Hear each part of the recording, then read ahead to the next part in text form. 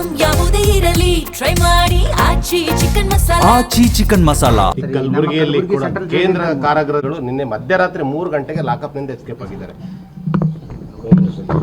ರಾಜ್ಯದ ಗೃಹ ಸಚಿವರಾಗಿರುವಂತಹ ಪ್ರಿಯಾಂಕ ಖರ್ಗೆ ಅವರು ಸದ್ಯ ಈಗ ಅಮೆರಿಕ ಮತ್ತು ಇರಾನ್ ಮಧ್ಯೆ ಯುದ್ಧ ನಡೀತಾ ಇದೆ, ಅದ್ರ ಬ್ಯುಸಿಲಿದ್ದಾರೆ.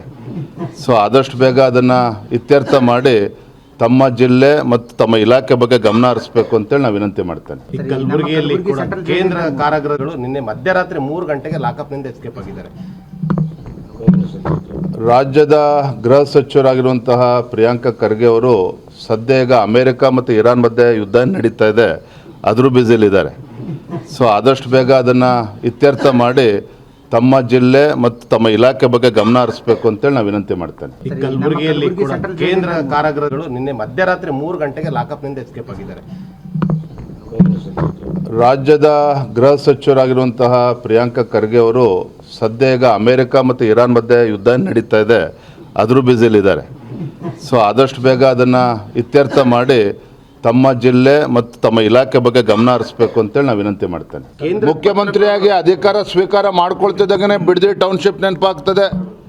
ಮುಖ್ಯಮಂತ್ರಿಗಳಾಗಿ ಅಧಿಕಾರ ಸ್ವೀಕಾರ ಮಾಡ್ಕೊಳ್ತಿದ್ದಂಗೆ ಕನಕಪುರದಲ್ಲಿ ಏರ್ಪೋರ್ಟ್ ಬಗ್ಗೆ ತಲೆ ಕೆಡಿಸ್ಕೊಂಡಿದ್ದಾರೆ. ನಾನು ಇದ್ರ ಬಗ್ಗೆ ಮುಖ್ಯಮಂತ್ರಿಗಳ ಪತ್ರವನ್ನು ಕೂಡ ಬರೆಯೋನಿದ್ದೇನೆ. ಇವತ್ತು ನಿಜವಾಗ್ಲೂ ಕೂಡ ಏರ್ಪೋರ್ಟ್ ಆಗಬೇಕಾದ್ರೆ ಬೆಂಗಳೂರು ಮತ್ತು ತುಮಕೂರು ಆಜುಬಾಜಿನಲ್ಲಿ ಆಗಬೇಕಾಗ್ತದೆ. ಉತ್ತರ ಕರ್ನಾಟಕಕ್ಕೂ ಕೂಡ ಇದರಿಂದ ಲಾಭ ಆಗ್ತದೆ.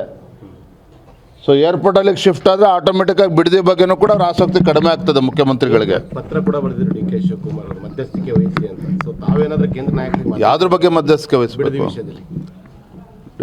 ಮುಖ್ಯಮಂತ್ರಿಗಳು ಮೊದಲು ಅವರ ಆದ್ಯತೆಯನ್ನು ಸ್ಪಷ್ಟಪಡಿಸಬೇಕು.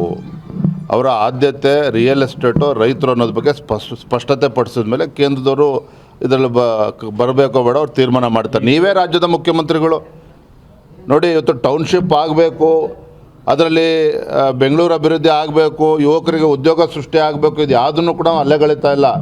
But not at the cost of the farmers.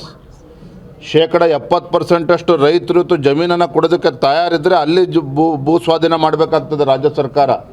ಈ ರೀತಿ ದಬ್ಬಾಳಿಕೆ ಮಾಡಿಕೊಂಡು, ಗುಂಡಾಗರ್ದೆ ಮಾಡಿಕೊಂಡು, ಗುಂಡಾಗಳನ್ನು ಬಿಟ್ಟು ರೈತರನ್ನ ಬೆದರಿಸಿ ಈ ರೀತಿ ಮಾಡೋದಕ್ಕೆ ಸಾಧ್ಯ ಇಲ್ಲ.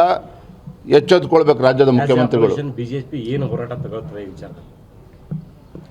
ಭಾರತೀಯ ಜನತಾ ಪಾರ್ಟಿ ಇದನ್ನು ನಾವು ಗಂಭೀರವಾಗಿ ತೆಗೆದುಕೊಂಡಿದ್ದೇವೆ.